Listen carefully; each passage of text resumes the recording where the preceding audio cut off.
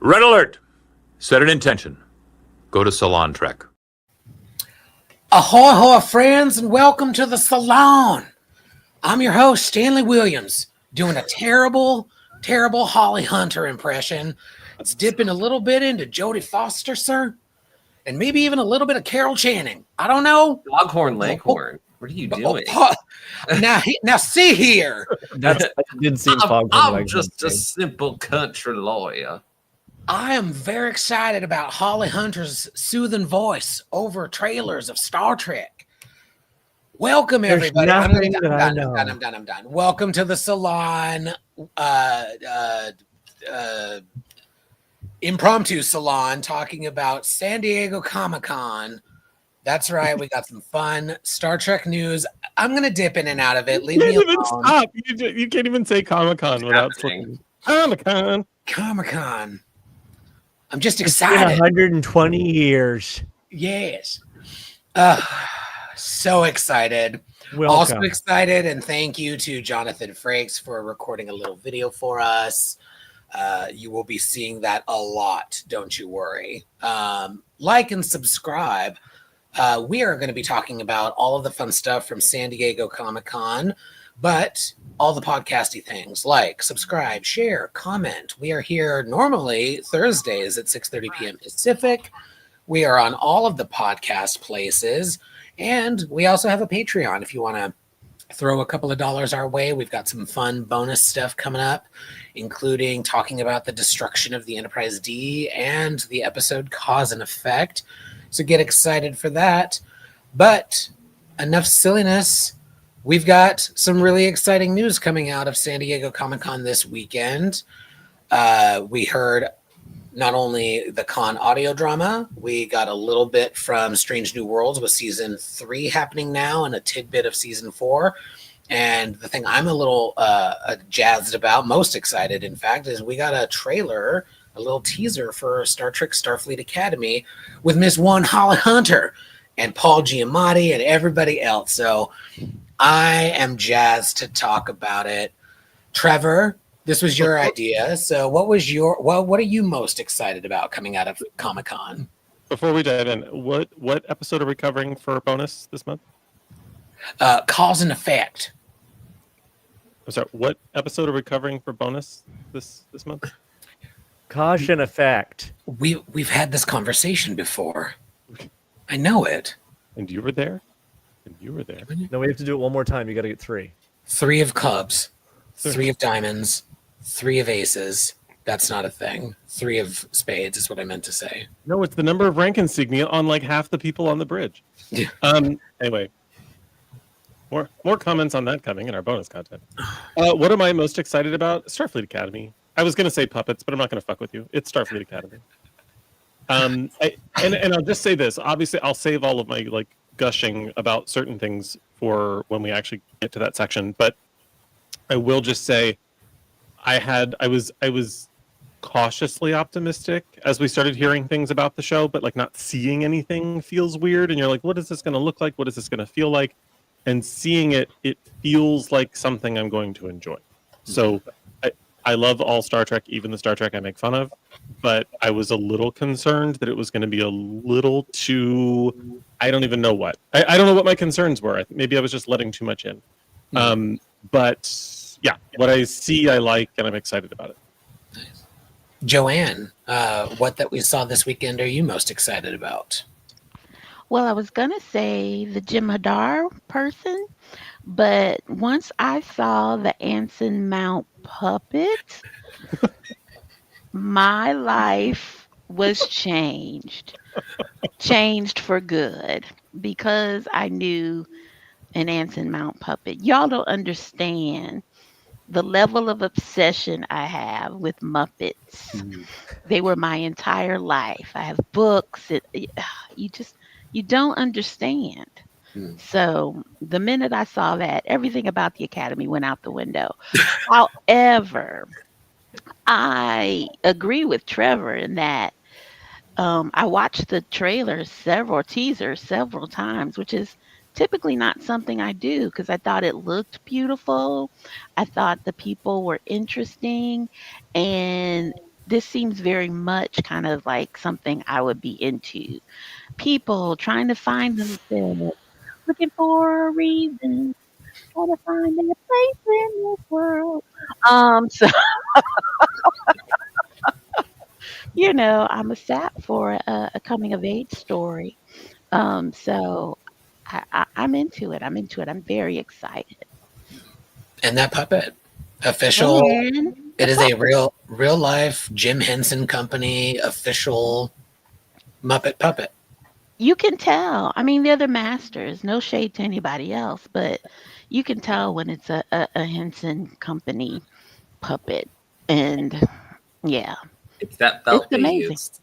It's the belt. You can always tell. I go, that's a Henson puppet. I can always Yeah, tell. yeah. They weren't on the clearance rack at Michael's looking for shit. This is You know, Ken, how about Kim you? must have felt everywhere. What were you most excited about that we saw coming this weekend? You Is it are the mute muted on button? your end, it seems. You had something very No. jazzy to say. You were gesticulating wildly. This is happening. Yeah. He's Definitely. mad about the chair because that's one thing I noticed. The captain's chair looks different with that Muppet. So while Ken's figuring out his microphone, let's ask Will. What were you most excited about that we saw this weekend?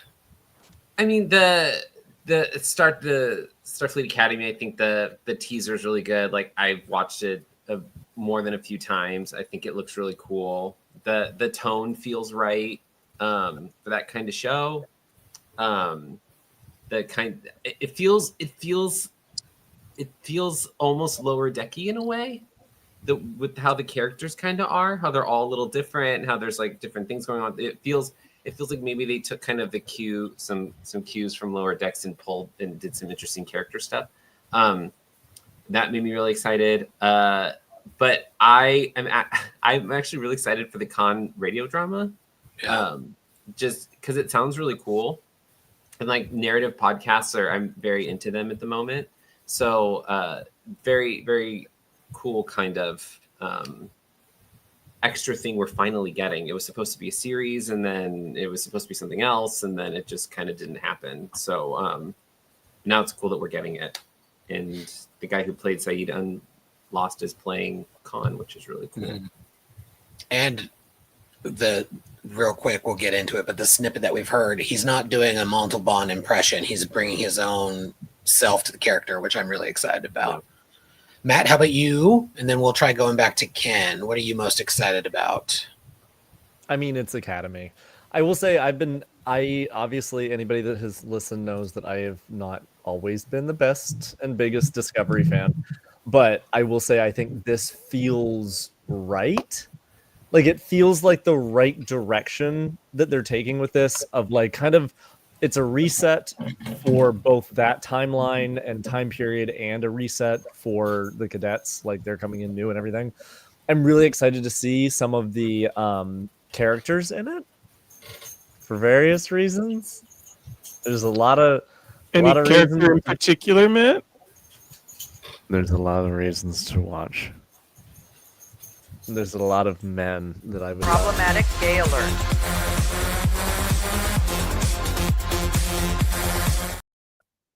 I Correct. continue to presume that everyone in Starfleet Academy is of age. I would, and if not, at least the actors are. I've double checked, so like, it's fine. All right, good. We're in good. It's. I'm really excited for Strange New Worlds, obviously, to come back, and the puppet's gonna be fun. It's gonna be like a fun, campy musical episode. I mean, it might not be musical, but like the musical one that's just for fun. I am interested to see a few details. I'm not sure if I am 100. I'm 100% on Holly Hunter, but there's so many things that she's just after 120 years. We boldly go where no one has got. Like she just seems like she. And I'm still. We're all going to do a terrible Holly Hunter by the end of this evening. I hope so. I was watching it with Matt Jeffries. Jennings, not Matt Jeffries. I brought him back from the dead. No, that's Anyway, we were There's always a hanging out, seance after every salon. It's a complicated and he was story. going to be part of the special for Patreon. I had some exclusive insights that I got from him. Anyway, we were watching it, and there's some things about her stature that I'm like, there's just something about her in that chair that I'm just leaning on everything. She sits like this. She sits in the chair, like hands in her lap. I thought was really funny. That photo they keep circulating makes me laugh because it looks like she's like so uncomfortable in that chair. She looks like someone's grandma that got put into that. That's like, oh, this is nice. Yes. Oh, I like your ship. Like, I don't know. So there's some certain things, but I love her and I love her personality. And I'm sure she's going to be great as a half-Lanthanite.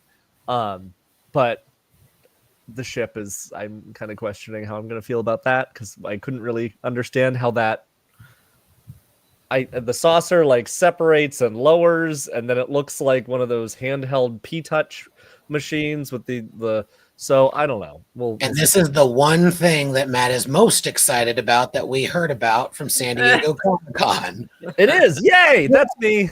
Ken, what is your one thing that you are most excited about that we heard from Comic-Con this weekend? I forgot it wasn't Top Thoughts. Can you hear me? We can. All right.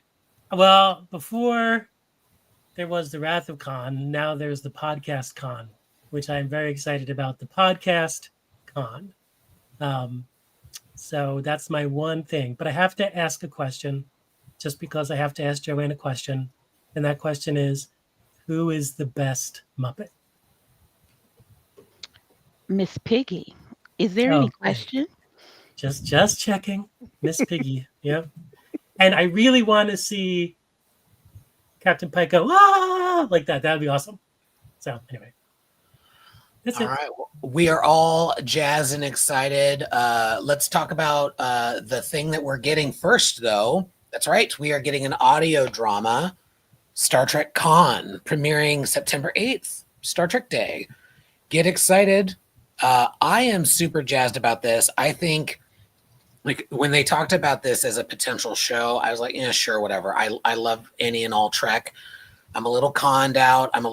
We keep trying to do Wrath of Khan out, but there is more to this character that's worth exploring, and an audio drama is a perfect place for that to happen. I hope it does really, really well. I hope people listen to it, download it, comment on it, so that we get more of this. This is the perfect playground for an exploration of different characters that we just probably won't get a full series order for. And I'm also super jazzed at the additional cast. Not only are we getting Ren Schmidt, who I love, you all may know her as Molly Madison from For All Mankind on Apple TV, a Ron Moore show, which is excellent. Sonia Cassidy is going to be in this, and the surprise of the weekend for Khan was Tim Russ coming back as Ensign Tuvok and George Takei as Captain Sulu. Pretty exciting. What are y'all's thoughts on the Khan audio drama? I think it's super interesting. I think it is kind of, I was kind of looking forward to the 3-episode kind of mini series that it was originally written as. One of the few people, just because I trust and believe in Nicholas Meyer and his handling of Star Trek. I think he gets it. But this is really cool because I love the podcast. And narrative podcast is more than a series. You're muffling a little bit. It's so sad when he goes underwater. Oh, this fucking mic, dude. Hold on. There you go. Anyway, go to someone else. Adjust for You're good salinity now. factors, and I'm sorry. Can you adjust for cetacean ops? Ken, you had thoughts? So I will say that I'm very excited about this. Now, Greg Cox wrote a couple of books, the Eugenics Wars books back in the day, a 3-part series, which was fantastic, with Khan, the story of Khan, and bringing in Gary Seven. If you haven't read the Eugenics Wars books, those are wonderful. I'm excited to see what Nicholas Meyer does with Khan, but until this point, that was the sort of, to me, the definitive story of what happened to Khan after Space Seed. I'm very excited. I'm really excited that they're bringing in Marlon MacGyvers, and they're really picking up a lot of the pieces. And yeah, I'm telling you, I can't get enough of it. I also like that it's after we meet Khan. Like I think the world in as a whole is overwhelmed with origin stories. So I'm glad that we're exploring a period we kind of know what happened, but not really. But it's a character we know, and we think we understand. And I'm excited about what insight it will be. I also love. I'm excited about the format too. I'm a I'm very much a podcast audio kind of person. So it's probably the majority of my day. So I think this is exciting. Um, all of these bold new moves to tell familiar stories is fantastic. I'm excited. Star Trek Con. Get excited. Uh, Written by David Mack and Nicholas Byer. Or no, Nicole Byer. No, Kristen or Kirsten. Kristen Byer. Kristen Byer. It's like Yeah. I went through 6 different people in my head, and I had it written down too, and then I tossed that card earlier. I'm excited. It's going to be fun. Any final thoughts on the audio drama before we move on to the next tidbit we got at Comic-Con? I No, love How many everyone better episodes? be How many fucking listening episodes? to it. Everybody at the same time, yes. all Let's go to together. Will, Ken, and then Okay, let's Trevor. talk, yeah, and then So yeah. let's all just talk at the same time. So I just want to talk about Will, Ken, Trevor, close us out. I was just gonna say it's 3 episodes, and it sounds really cool, and the framing device sounds really interesting, and I like it. Everyone better fucking listen to it. Is that what they said? 3 episodes? Mm-hmm. Cool. That was my question. Thank you, Will. Or for 9? answering. No, 9. It was expanded from 3. It's 9. Sorry, divisible by Thank 3. you. It's 9. Thank you for finally answering the question correctly, Will. I appreciate it. Somebody's snippy now that he's back home. God. Trevor. Well, I'm a Muppet. Apparently, I'm a Muppet now. Hey, No, that was a compliment. we wanted to see you Muppetized. That doesn't mean you are a Muppet. Oh, That just means that Okay. when you do the Muppet arm No, I- thing, we're like, that would be hilarious. No, someone said who would you most want to see as a Muppet, and I said Ken is a Muppet already. see, Oh, I didn't Mr. see. I didn't.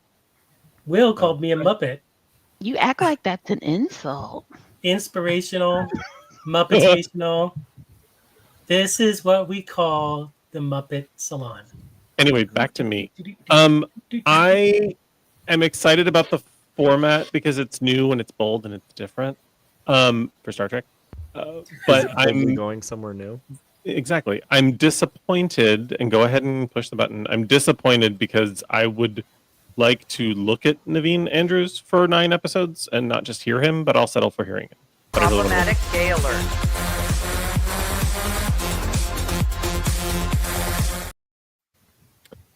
Naveen Sidney William Andrews could get it. That's all I'm saying. I mean, but sometimes the imagination is better. Like, yeah. You that's thirsty dirty. bitch. In the arms of the angel. Indeed. Well earned. Now there is not. Okay, I'm not going to read the. I'm not going to read the comments. Don't read the comments. Not out loud if you're not on mute. So Wait, are you saying that he can mute himself and we can just watch him read them out? please, God. and anything that keeps him busy.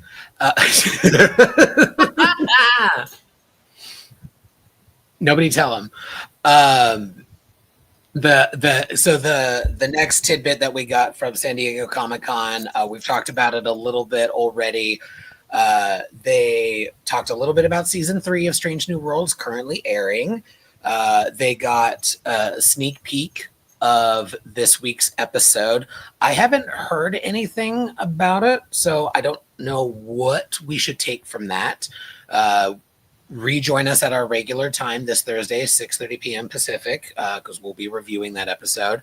But we also got a little snippet from season 4, which just wrapped production a few days ago.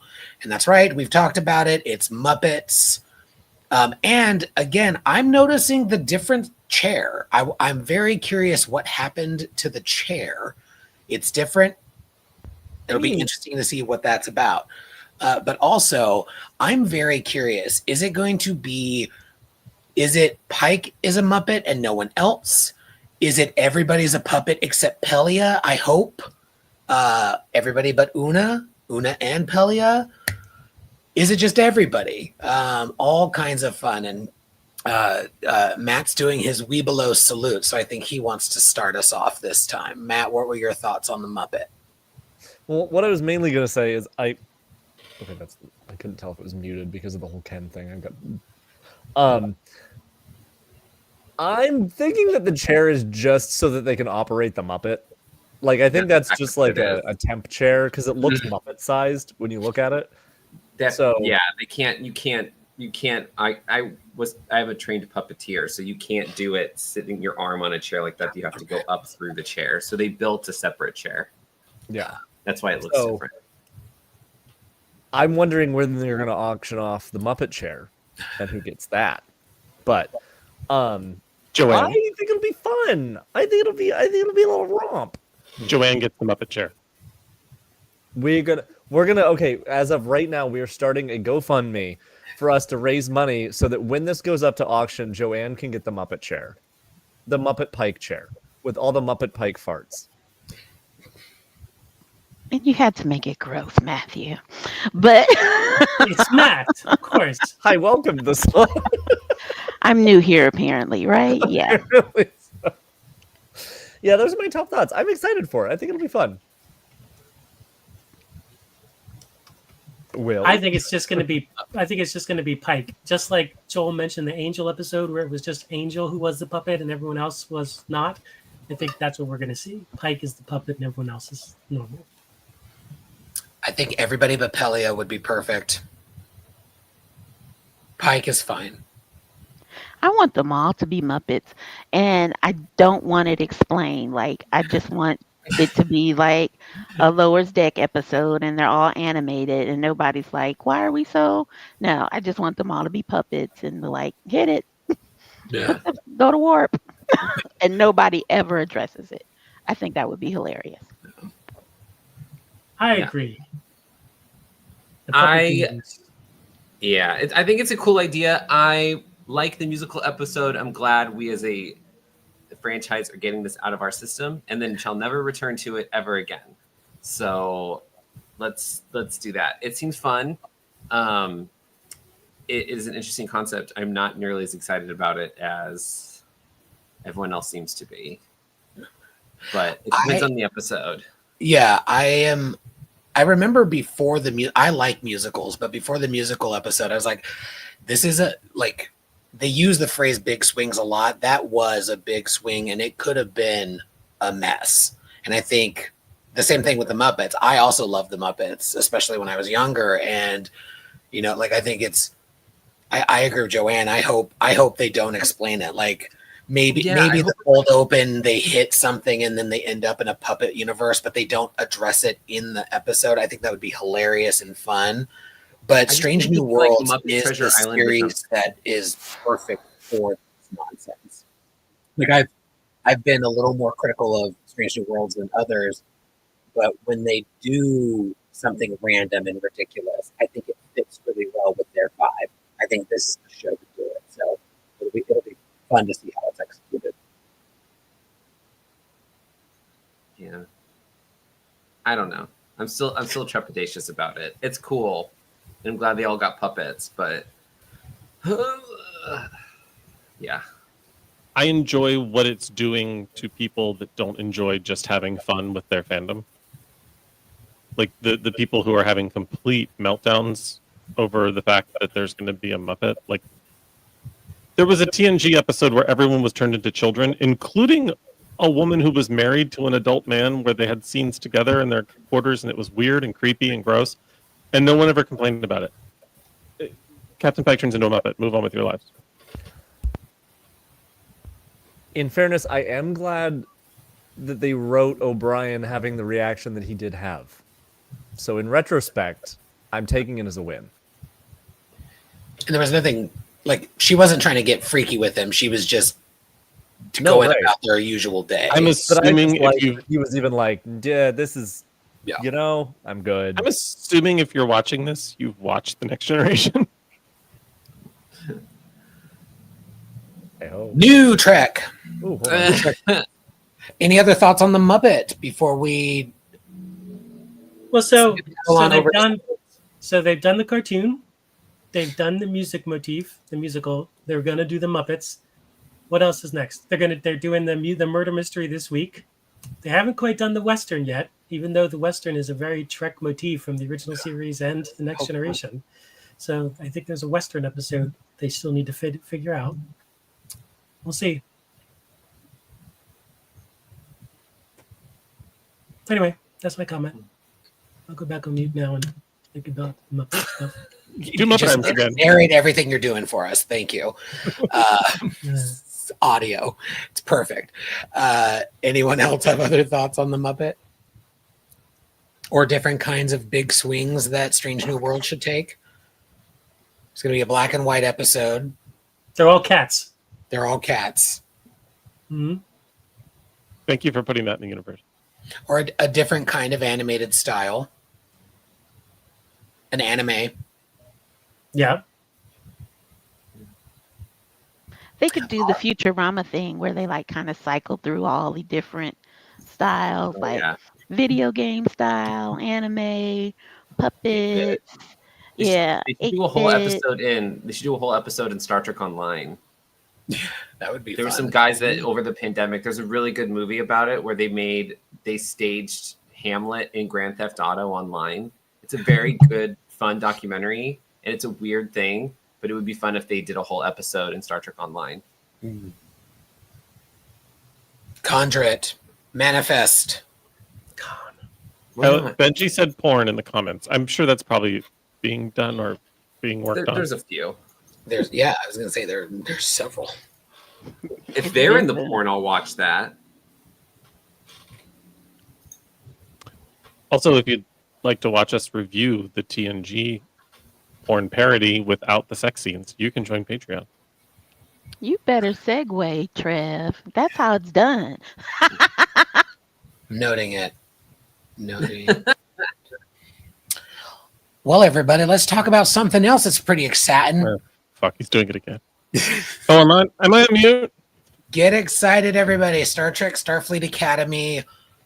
We got our first teaser trailer. We got first look at a lot of the cast in costume on what looks like a fucking incredible set of sets, like all of them.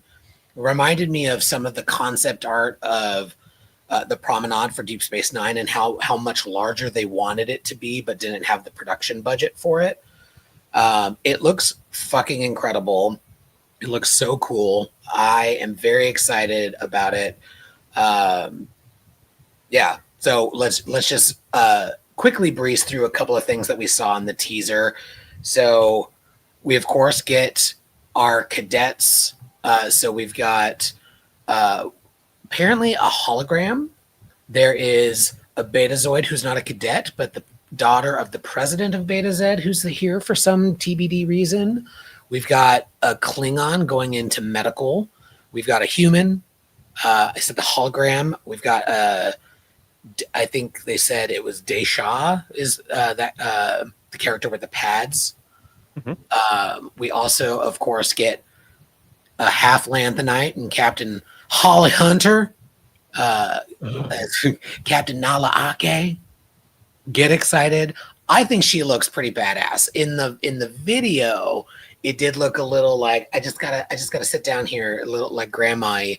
But this one right here, I'm just like, she's gonna fuck somebody up. We get Paul Giamatti, and who knew Maleficent was gonna be one of his henchmen there in the back. Get excited for that. He's apparently a half Klingon, half Tellarite. We get Tig Notaro back. We get Robert Picardo back. We also, like, let's just pause here and note just the incredible number of costume opportunities we're going to get. A couple more things to breeze through. I am super jazzed about this bitch. Klingon Jem'Hadar hybrid, the first officer of the USS Athena, which is also going to be housing part of the campus. So just get excited. A couple of quick Easter eggs. We'll talk about this in depth, I'm sure. A wall of names. We get a really cool shot of San Francisco where you can see Quark's Bar has a San Francisco franchise. We also see the Mariposa medical division that Rios was part of still there. And we can't forget James T. Kirk gets a name drop at Starfleet Academy. There's a James T. Kirk pavilion that I would assume we will be seeing. And Benjamin Sisko. There is a mystery lasting centuries. There's a lot happening in this teaser. Trevor, kick us off. What are your thoughts? So, for everyone who doesn't know, which is everyone except the four of us probably, this trailer dropped while Matt, Ken, Stan, and I were all having lunch together. And so, of course, we all, we're watching it on a phone, which is hilarious because I'm sure the tables around us just loved us, but whatever. And we get to the Cisco piece just kind of goes by really fast, and all of a sudden Stan just goes, nope, that's worth backing up for. And we go back, freeze frame it, read it, and I think talked about it for 30 minutes before we finished watching the trailer. Like, we just went down the rabbit hole of like, what could this mean? What, like, does she actually touch a button and we learn the story? Like, or is that just there and like the camera spins around her and we never know what the hell happened? I don't know, but I want to know, and I can't wait to learn what the hell this particular character is all about, given that we find out she's basically like 3 weeks old when she's exploring the academy as she prepares to enter the academy. So I'm just really, really jazzed about all of that. Obviously, Holly Hunter, I'm not going to do an impression to spare all of our audience. But I don't think she ever looked odd sitting in that chair. I think there's different ways to sit as a person. And she was engaging a couple of them. And so to me, she just looked like a lady in charge. And so I am very, very jazzed about her, not only the gravitas and the presence that and sort of the I don't want to say she brings any sort of legitimacy, because I don't think Star Trek is illegitimate. I'm just saying there's a mainstreaming of bringing someone like Holly Hunter to Star Trek that I'm really, really excited about and appreciate. And I think she looks fantastic as a captain and as Chancellor. Agreed on Commander, I think it's Thok or Thok, the Jem'Hadar Klingon. I want to know that story. I want to know. I just want to know. I have so many questions, and we'll obviously have to wait until 2026 to have them answered. And yes, was obviously equally entertained by all of the attractive individuals that are in this particular production. So I'm looking forward to getting to know all of them as I follow all of them on Instagram now. So yeah, those are my initial reactions. And I'm also kind of excited. Like I think there's a really like high probability that we only get 2 seasons of this show just because of the merger and the way that would just naturally play itself out. And I'm kind of okay with it because it's been a while since, well, with the exception of Prodigy and maybe a little bit of Lower Decks, but even Lower Decks, I was okay with it ending at 5. It's been a while since Star Trek has left me wanting more. Like, I feel like a lot of stories have ended at a natural conclusion and a comfortable conclusion, and I'm excited about the idea of like, nope, you're only going to get 20 episodes of this, Trev, and enjoy them all because you might not get any of it afterward. That's a kind of exciting in a weird way for somebody who loves Trek. You wouldn't think I would want it to end, but I don't know. There's something kind of exciting about that. And not overdoing it. I'm just gonna go in order. Let's go to Joanne next. Joanne, what were your thoughts on the trailer? So it was really exciting. And the first time I watched it, I completely missed the Cisco screen there. And I was scrolling through, I don't know, I might have been watching Fathery or something, and scrolling through some comments, and I saw all these things about Cisco, and I'm like, what? So I had to go back and watch it.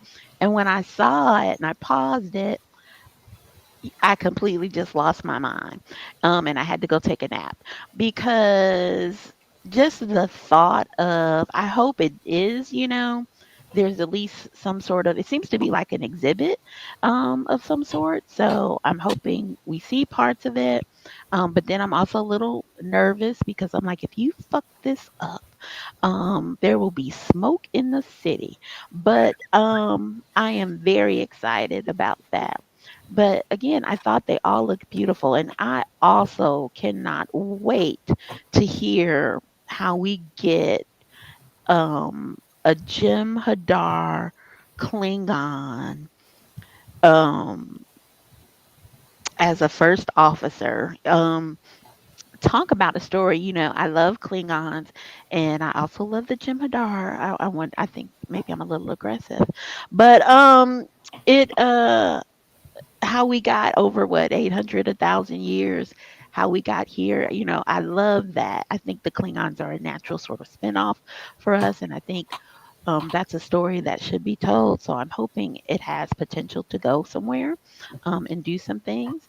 But I'm very excited. And again, I just thought it was very beautiful. Like, that was really the big reason I watched it multiple times, because it just looked shiny and happy, um, and exciting and full of possibility. Particularly when one of my concerns with the Trek fandom is that we absolutely lack joy. More times than not, we get so consumed with our well actuallys that we just don't take an opportunity to be present in the moment and experience things for what they are, and appreciate what's being offered to us. We're so kind of hell bent on sharing our own expectations and beliefs that we just can't let art be art, right? Mhm. So, and I just think that this feels artistic and beautiful. So I'm very excited, and relational, and just all of the things. So I'm very, very excited about this, because quite frankly, when they pitched it, I was like, okay. But when I saw this, like Matt said, I think earlier, the energy, or maybe it was Will, but the energy was just brilliant, I thought. So I can't wait. Can't wait. Yeah, I'm really excited too. Just real quick, I was gonna share this with my thoughts, but piggybacking off of what you were just saying, the right people are angry about this character, and that I'm excited about. Some of the worst people you will ever see on the internet are gonna pop out of their trash can to be fat phobic and misogynistic and just downright awful. And all of you haters out there, hear me. Your hate is fueling my fire to watch this show from multiple screens, signing up for a second Paramount Plus account to give that company more of my money because you're being a piece of shit. The right people are pissy about New Trek, and I live for it. They are loudly wrong, and I am excited for this show to do well. Ken, what were your thoughts on the trailer? Well, actually, sorry, Joanna. I know I feel attacked. I feel attacked now. Bitch. Um, I thought it was good, but I do want to say before we get to that, going back to Trevor's story, here we are in Riho, and loudly Stan says, "Wait, that's worth backing into." I'm sorry. Um, so yeah, that's just saying. I think Starfleet Academy looks very interesting. I like it. I think it looks very it looks beautiful. I'm excited to see what they're doing with it. I'm trying to remember the history of and I guess it doesn't really matter, but of the Jem'Hadar, that obviously they were addicted to Ketracel White, and I thought that weren't they manufactured by the Dominion? Is that what it was? So it's interesting to see, does this character being around mean that the Dominion is still around and is somehow present? It'll be interesting to see how they play that, if they play that. But I'm excited. as soon as you saw Paul Giamatti, as soon as you heard the news of Paul Giamatti and Holly Hunter, and we said it on this show a number of times, these award-winning actors, well-respected actors, are not going to sign up to do something schlocky. And so you knew that from the get-go that when you get these actors of this caliber, that this is going to be something that is going to be amazing. And I didn't see anything in this trailer that dissuaded me from that thought. So I'm excited to see what's coming up. Will? I'm like everyone excited for this. I think when they announced that they were building that huge set for basically a whole soundstage that's dedicated to Star Trek in Canada, I knew something was up. I was like, they wouldn't be spending this amount of money if they didn't have good scripts, good concepts, people were involved that I think are high caliber individuals that probably bring a lot of, I think it was said in the comments, prestige to the franchise, which I think sometimes we kind of miss. We get good people in it. Like obviously we had Whoopi Goldberg, who had just won an Oscar, who was on Next Gen. So it's like there have been moments of this. But I think what I'm most excited about is I think New Trek, when it does something new, is the time that it's the most exciting, I think. Whenever they try and dig up some nostalgia or they try and do something where it feels like they're trying to, it's fan servicey, like it feels like they're trying to bring something back for that old fans want. I think it ends up failing and kind of not failing, but it ends up feeling kind of hollow, or it misses the mark, or it does something. And I think when they have a series that's trying to do something new, like Prodigy, like Lower Decks, I think Strange New Worlds, when it doesn't bring in original series characters, I think when it does something new, I think the latter seasons of Discovery, specifically season 4 and 5, I think that's when this generation of Star Trek is actually super interesting. And I think this might be the culmination of it because it feels so fresh and it feels interesting and it feels like there might be people involved who are excited to write for Star Trek who maybe have learned from have written a bunch of episodes in prior series and seasons of shows that now kind of understand what they need to be doing. Because I think that was part of our initial gripe, is that sometimes it feels like the writers are writing for Star Trek, but they don't quite know how to do it because they haven't had that time to kind of write a bunch. Like writers need to write a bunch. I don't know. I feel something different about this. It feels new and it feels really cool. And I hope that this show does well and that kind of gets Skydance to kind of push more for this and let them kind of maybe do another series, maybe do something else. It just I don't know. The teaser just looks fucking great. Like even my brother who hates new Star Trek was like, this looks really cool. So, I mean, they might be onto something here. And like Stan said, I think the right people are mad at this. And for stuff that's like they just need to read about, like, oh, females or Jem'Hadar can't be females. And I'm like, they say she's a Klingon Jem'Hadar hybrid. Like, read the fucking article, you illiterate toad. Like Hundreds of years. Hundreds of years. Like, yeah, it's nearly 1,000, and you think that it's just stupid. And you can't fight with these people because they're looking for something to be mad at, because it gives them purpose to kind of be pissed about this. But I think the production value is there. They have 2 prestige actors in major roles. I think the cast looks fantastic. I think it's super diverse and fun. It doesn't seem like there's a bunch of trauma mining happening, which is fantastic. There's interesting stuff happening. There's enough prestige characters, enough older Star Trek characters for me to be interested. It just seems fucking cool. So hopefully it's probably going to premiere. It's probably around February, March, but it looks fucking rad. Matt, I don't know. That's on the trailer. Well, I can't follow that because Will just covered everything, which was great. No, I mean, like it's true. Like Holly Hunter, Paul Giamatti, like they're all bringing that gravitas to it that is like, it's giving the new life that we need with enough support and enough people. Like, it's not like you're necessarily typecasting Paul Giamatti. Like, he's done various things. Like Holly Hunter, like, sure, she's known, but no one is like, oh, that's, she's not so big that you're just going to have these preconceived notions going into it. And I think there's enough young cast in it that, like younger people are going to be able to see that. There's clearly a love story between the hottest one and the Betazoid. So like, I'm a little worried we're not going to get any queer characters, but just because of the political climate and everything. But like, the trailer just gives so much hope, and not just like hope for like, oh, the new class of Starfleet, but like hope that like this is what the franchise needs. And I'm hoping that this is going to ignite the right fan base to really push Star Trek back into what Star Trek is. Because and this is another thing I was talking to Matt about, that like it feels like Star Wars has now become what Star Trek used to be, like with Andor and everything, making those political commentaries and taking the big swings and the big risks and everything. Now I'm hoping that Star Trek can kind of come back to that and say, we can also, step up to bat. And it just looks visually stunning.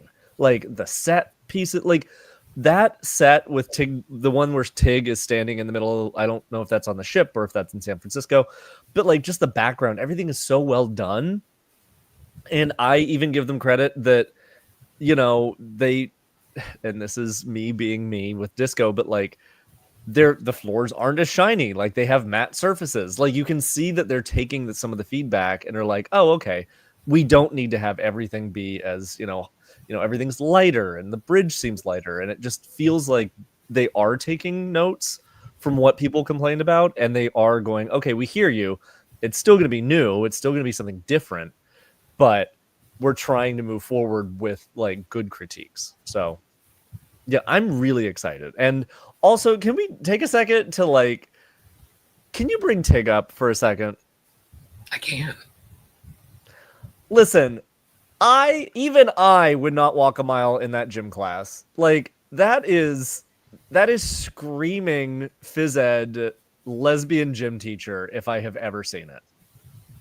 Which addresses one of your first comments, which is you were concerned about queer character representation. Obviously, we have one. Right, you're right. We now, have Tig. But to your point, will we get queer storylines? Probably not. I think that's, but we also have 20 episodes to get an entire, so like, it's Right. not like Trek hasn't done it before. It's not like I wouldn't appreciate it being done again, but I'm just saying, there's at least some representation there. And I am very happy, and I hope that we get more of, because it felt even in Discovery with so many queer characters, like she would mention about her ex-wife that her not ex-wife, but her wife that died. Yeah. Her late wife. Thank you. That was the word I was looking for. It didn't seem like they always glossed kind of over it. But I mean, with enough other queer characters around her, you really didn't need to focus on the fact that she was a lesbian. So I'm hoping that we get something, and it's not just like, because already, like I say that, oh no, the queer lesbian looks like a gym teacher. Like it's a little on the nose. It is a little weird that she's wearing whatever she's wearing around her. I don't know what that is around her neck. It looks like a whistle. It's like she's an engineer. Like, oh, this is my engineering whistle. Like, it feels a little. I don't know. I will say, if they, whoever wants to reproduce these uniforms, like I'm not super jazzed about. I don't love the 32nd century just standard officer's uniform, but the version of it that Reno is wearing, Yeah. I will buy that in red in 4 seconds. And I bet the doctor's uniform looks great too. I like it a lot better than the regular doctor uniform. His is still also the asymmetric at the bottom. His is the asymmetry that triggers Will, and I don't want to trigger my friends. But I will say it looks better when you crop it up and you don't notice it. It looks better. Will notice, and I'm scared. They continue to be the ugliest uniforms. Like I think Holly Hunter's is pretty good. I liked hers too. Holly Hunter's is good. The cadet uniforms are okay, but the asymmetry is too much. It's got the thing that does this, and then they have a delta on the side. I'm like, girl, they're weird. I like the delta on the side. I don't think we need it to be asym. I think it would have been cool if it was on both sides. No, hands down, these are the best cadet uniforms we've ever seen. Yes. I love the cadet. I will say I don't mind the stripe being down. I'm glad that it's not physically asymmetric. That's what bothers me. Like I don't mind the asymmetry on like the design, but like I'm glad it wasn't like a weird crop at the bottom. Sure. They look like sweats. They look like sweats. Yeah, but I like that. They look comfy. They're not gonna the problem. This is gonna be a weird note, but with cosplaying them, like because they're lined and that fabric, That neoprene, that neoprene, it's hard because when it gets made through the cosplay places, they don't do that. They're picking a polyester and it doesn't sit right, so it looks weird. It's because it's that 3D. You have to get a 3D printer. That's why I think the one that Tig is wearing in that variant, I think, is also would successfully sort of translate between the two materials. Oh, Welcome to Material Trek, a special salon where we talk about We need fabric. to when we talk about uniforms because that one I'm going to go off on. I have thoughts. That was interesting too. Is the one she's wearing the center part there. That is the Klingon emblem. Yeah. So people are like, "Ooh, This is like she's wearing." She's identifying with the Klingons, which is so interesting. I'm curious if this is like a 32nd century baldric, like what Worf wore, right? Right. Like the Klingons are maybe part of the Federation or still allied with separately. Maybe the Jem'Hadar are part of the Klingon Empire. There's so many opportunities, so many possibilities. Yeah. Did we see 32nd century Klingons in Discovery? We haven't. This is the first we've seen it. They're two characters are hybrid. They said the third is Jaden, which I think is funny. That he kind of mentioned something about his character possibly being a hybrid as well. So it makes me wonder what's going on with the Klingons. Yes. Because we didn't see them in Discovery. And they're bringing them back, and it feels kind of a major center point of the series based on the villain. So I don't know. It's an interesting, it's like what happened to the Klingons that there's a bunch of hybrids floating around. Like it feels like the Klingon Empire finally collapsed in on itself, and possibly, and like would they become like a galactic sperm donor? Like what happened? It's just interesting. They're like fertile. Like the ones with the Jem'Hadar, when I saw that, I kind of had a little moment where I was like, well, if there were two species in the galaxy that were going to breed together, it would be the Jem'Hadar and the Klingons. And then when they said that Paul Giamatti's character is also Tellarite and Klingon, I'm like, okay. I can kind of see it. I can kind of see those cultures, though. Like warrior verbally, warrior physically. Here, little piggy. Sorry. I think if we look more at the histories of those two cultures, so we know that the Jem'Hadar were subjugated. We know that Klingons will typically charge headfirst into war, which if you do that enough, and you do it to the wrong group, and within yourself, yourself subjugated. How interesting could it be if the two cultures are relying on each other for survival? And there's either some form of genetic compatibility, so yay, let's do this. Is there some sort of political alliance that allowed them both to survive? Is there the Klingons charged headfirst into attacking the Dominion to free the Jem'Hadar, and there's a blending of cultures after the damage done to the Klingon Empire? I don't know. I'm super excited about it, whatever it is, because you're right, both Matt and Will. There's a lot of, we've not gotten any of these characters as 100% Klingon, which is very interesting because if we've got 3 different Klingon characters, all of whom are in some way bred with another species, that's kind of cool, but it also prompts a lot of questions. And it's well, also the other thing is that the on par with what was going on before, right? Like with Discovery, President Brillick was Bajoran, Cardassian, and human. Sure. You know, 800 years into the future from what we had previously seen on Star Trek, there's gonna be some intermingling that we hadn't seen yet. Yeah. Ken, you were gonna say something? Well, I mean, so the Tellarites were one of the establishing races of the Federation, right? Which from Enterprise, but even before that, from Journey to Babel, right? And so once the Federation fell apart, then these founding races may have drifted. It's interesting because I don't know if they never really explain what happened to the Tellarites. You don't really even hear much about the Tellarites beyond Enterprise's timeline, or the original series timeline, I guess.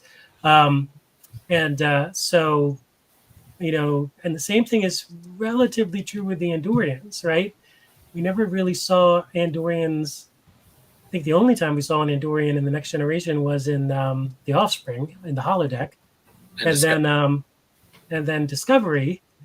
But I don't think they dealt with the Andorians once they jumped to the 32nd century either. So here you've got these founding races.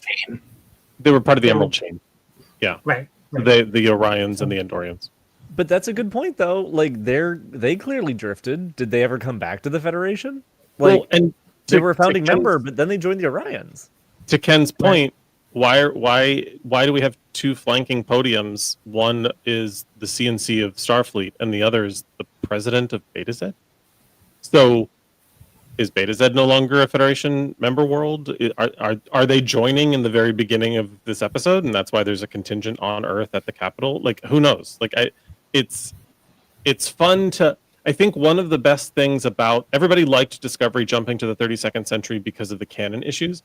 I never had a problem with the canon issues. I thought it was fun that they jumped that far ahead because they could do stuff like this. Mm-hmm. Friends are now enemies. Enemies are now friends.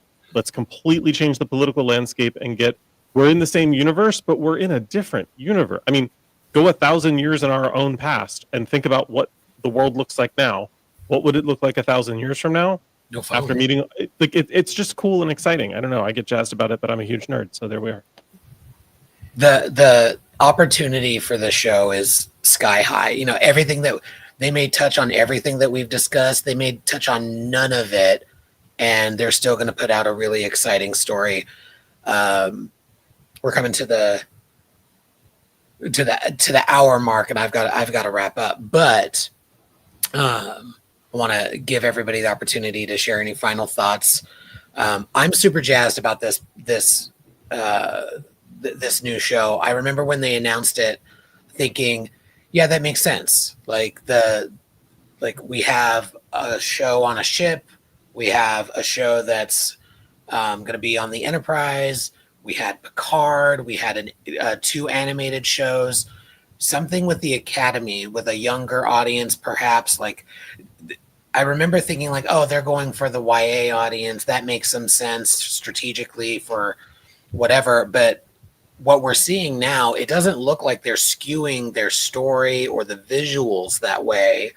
They just happen to have a young cast of cadets along with these other actors telling what looks to be a really interesting story. I was excited when they announced it. I got even more excited, like people have said, with Holly Hunter and Paul Giamatti being announced. Like, you just know they are not signing up for some bullshit. I thought it was going to be good regardless, and then they signed on, and I'm like, okay, this is going to be great. And now what we're seeing looks really fucking solid. Like the cinematography looks beautiful. The story looks interesting. What little tidbits we're getting. I am so excited. Early 2026 cannot get here fast enough. Final thoughts y'all have on anything from San Diego ComicCon? Let's go to Ken, then Matt, then Will, then Japan, and then Trevor will set us up. So to Trevor's point earlier, so this is 1,000 years later. Right, it was like going from the 11th century to the 21st century. And as much as I love, the canon and the James T. Kirk of it all and all that, it seems too reliant on characters that are 1,000 years in the past. Right, I get that they want to have a James T. Kirk and Peter Preston's on the wall and Harry Kim and all that stuff, but these characters are 1,000 years old. What are they doing there? Right? Do we have a TOS fan saying how excited he is about Discovery? I was just about to say that if they had completely ignored every Starfleet, I get it. Who existed in the I'm gonna say something that's gonna break the interwebs. Ken, because James T. Kirk was an amazing Starfleet captain and made a lot of history. We had some shit named after him. Okay, so give me a character from the 10th century that you would say is that kind of character. We don't have a culture or a piece of our culture that has existed that long. Okay. I'm saying, like, I can give you, I can tell you people that are in our current culture. I can give you people that are 250 years old. Right. That's not 1,000. So, but well, okay, wait 800 years when the United States is that old, and then I'll tell you. but Oh, sweetie, we're not saying going to get that far. This Also, this, the or- kid was this close. organization exists 1,000 years after James Kirk. I don't know why a TOS fan would be upset that James Kirk still is recognized. That's No, I mean, I am having an argument with myself. I get why they're doing it, but I mean, in quote unquote reality, it's 1,000 years later. Are there no other captains that have done amazing things? And the other thing is, of all of the names on that wall, how many of those names do we not recognize? That's all I'm saying. I get what they're doing, and I appreciate it as a Star Trek person. I appreciate it. I know why they're doing it, but they also have to like realize that there's 1,000 years between Kirk and this series. What's happened in that 1,000 years? Where are those people? That's all. based on the They're literally on that wall again. based on the photos that we've seen from different angles. That wall is actually scrolling. So Yeah, I was going to say. I would think the imagine wall we'll is see a just- lot of different names we've never heard of before. Okay, that's all. And yes, I was controversial, and yes, I'm a TOS fan who's complaining about TOS references. But you know, this is not Thursday, so I feel But like I can do it. But I want to like take a moment and just appreciate the fact that a TOS fan is like, no, fuck that. Let's see some new stories. Like, let's just appreciate that like angle of it, because I think that's what I think more people need to be doing, especially going into Ken, Academy and everything. Old tosher yellows at wall. I think the Correct. real reason is people would be like, "Who the hell is that?" And I mean, during Discovery, like think about the episode where Burnham finds the watch office, the guy who's been watching, and she commissions him, and they hang the flag. Like, not only has the burn kind of disconnected the universe, they're kind of reestablishing the very foundations of Starfleet and the Federation and what that means. And what better way to do that than recall the foundational characters, the ones who shape the legacy and the history. You can't go forward if you don't have a solid understanding of how you began. Yeah, So I don't think No, that's a note problem.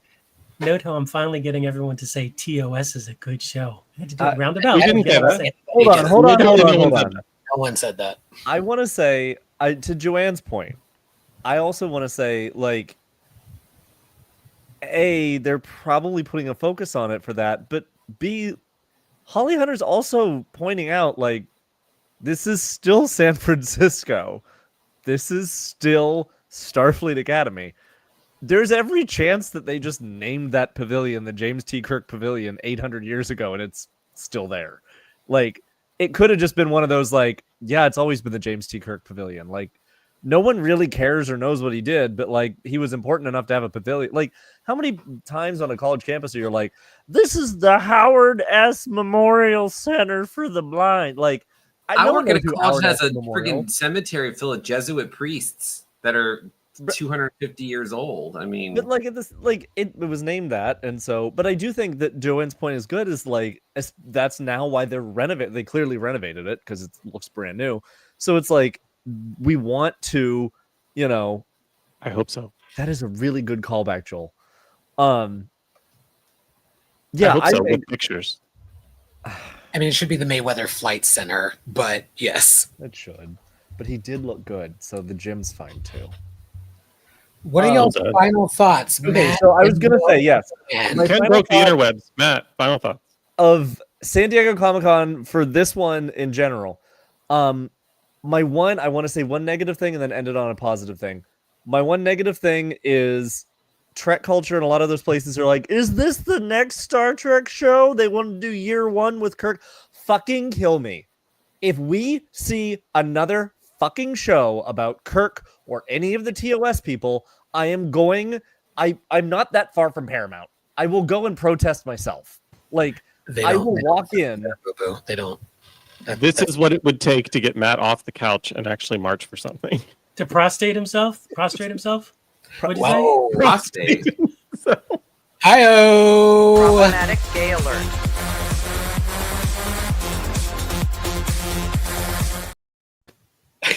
Muppet Arms is on fire tonight. Anyway, and a positive, I am really excited about everything else that came out of the entire thing. It really makes me happy. I also love knowing that those phasers cost $15,000 because the manufacturer no longer exists. So no, it was an interview with Paul Wesley and Christina and Kate Bush, not Kate Bush. Jess Bush. Jess Bush. There's a Bush running in up there that somewhere. hill. Kate Bush was running up that hill Yeah, to yeah. get into Star Trek. That they were talking they were asking like what you would steal from set, and Paul Wesley's like, I'm gonna take a phaser, and they're both like, those are like $14,000. You are not taking a phaser. And he was like, what? Anyway, it was a fun little cute moment. For Anyway, that amount, they should actually work. William, Sheesh. if you steal them, the lawyers can stun you for them. William, final thoughts. Oh, my final thoughts. Oh, okay. It's fun. It's interesting. It was at least eventful. I hope there's something fun for the convention in a week or so. So it was good. It felt like a good Comic-Con moment for everyone involved. And I am also the same thing as Matt. Please, no Star Trek Year One. Don't really need it. But no, it's cool. This is also because Paramount's just gone through a merger. CBS is owned by Paramount. This is the time to start watching Star Trek. Watch it.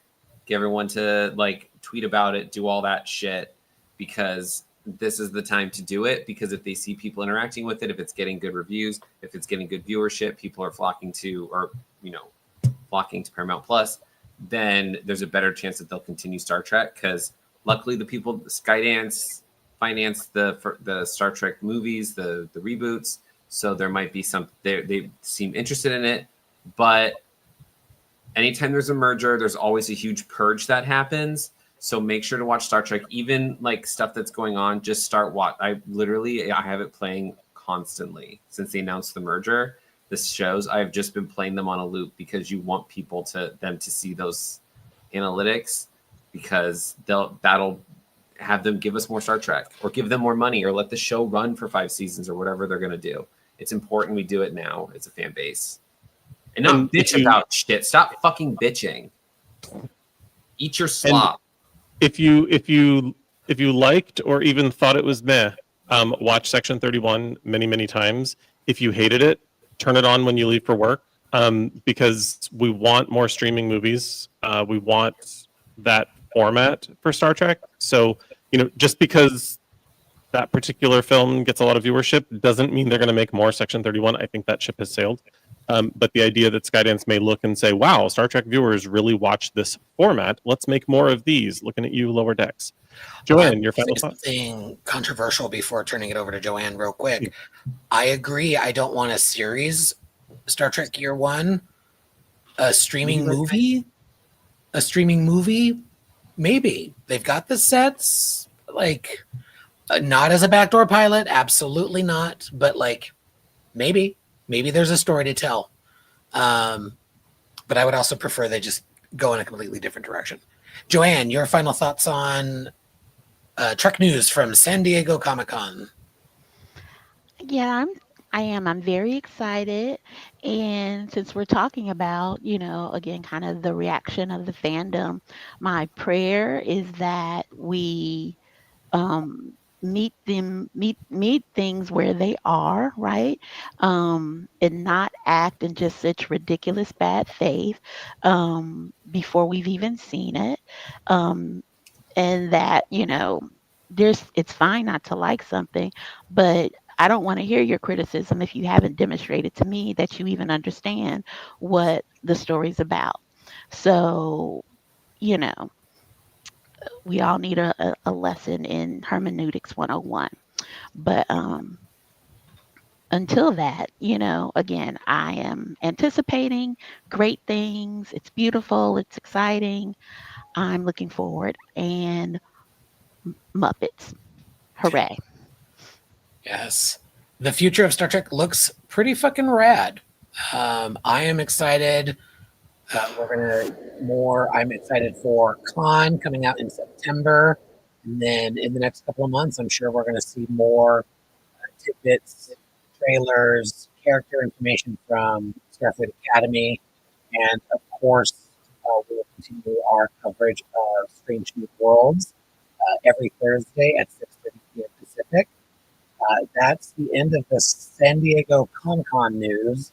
Trevor, this is Holly Hunter coming back to you to land the ship.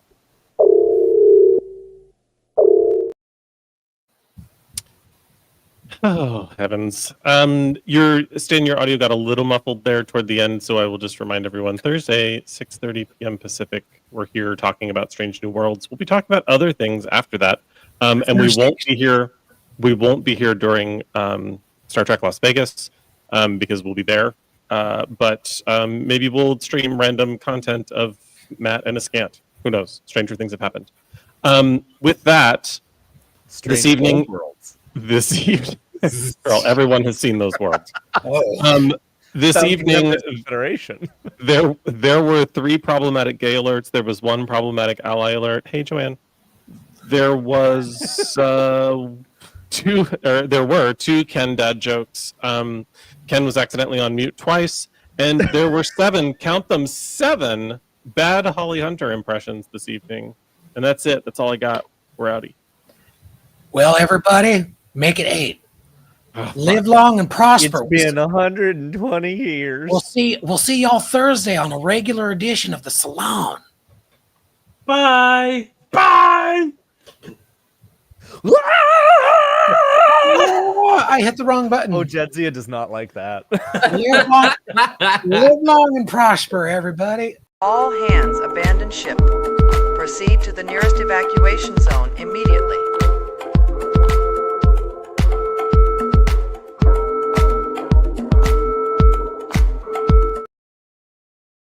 Engage.